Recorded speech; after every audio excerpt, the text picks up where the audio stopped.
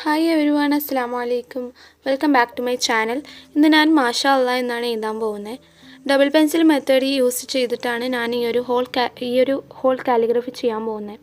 അപ്പോൾ നമുക്ക് മെയിൻലി ആയിട്ട് വേണ്ട ഒരു തിങ് എന്ന് പറയുന്നത് ഡബിൾ പെൻസിൽസ് ആണ്.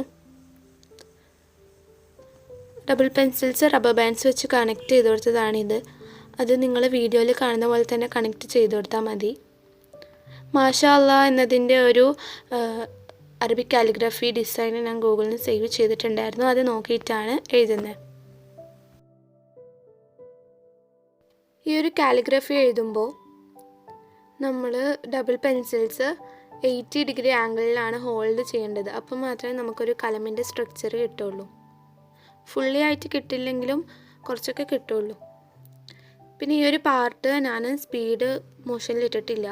ബിക്കോസ് ബിഗിനേഴ്സിന് അങ്ങനെ ഇട്ടാൽ പിന്നെ എങ്ങനെയാണ് എഴുതുക എന്നുള്ളത് മനസ്സിലാവില്ല. അതുകൊണ്ടാണ് ഈ ഒരു പാർട്ട് നോർമൽ മോഷനിൽ ഇട്ടിട്ടുള്ളത്.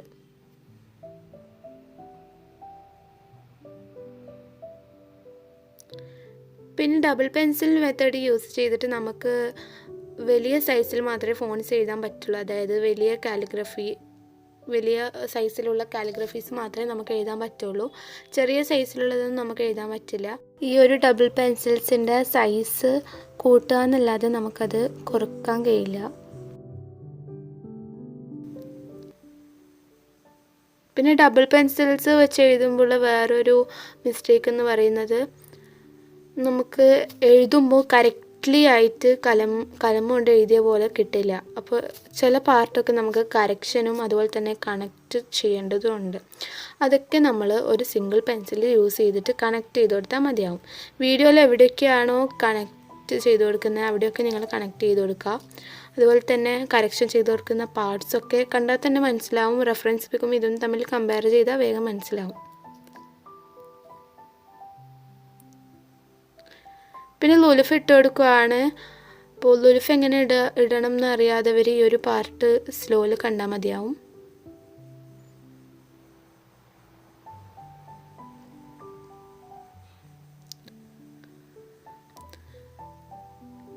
ലെറ്റേഴ്സൊക്കെ കറക്ഷൻ ചെയ്ത് കൊടുത്ത് കഴിയാനായിട്ടുണ്ട്. ഇനി നമുക്ക് എഴുതേണ്ടത് ഹർക്കത്സ്, തഷ്കീൽസ് അതൊക്കെയാണ്.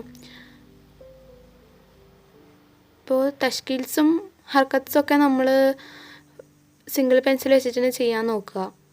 കാരണം ഡബിൾ പെൻസിൽ വെച്ചിട്ട് ചെയ്യാൻ പറ്റില്ലല്ലോ. റെഫറൻസ് പിക്കിൽ എങ്ങനെയാണോ ഉള്ളത് അതുപോലെ തന്നെ നമ്മൾ എഴുതുന്നതിലും നമ്മൾ അതേ പ്ലേസിൽ തന്നെ ആ ഒരു തഷ്കീൽസും ഹർക്കത്സും ഒക്കെ നമ്മൾ പ്ലേസ് ചെയ്ത് കൊടുക്കണം.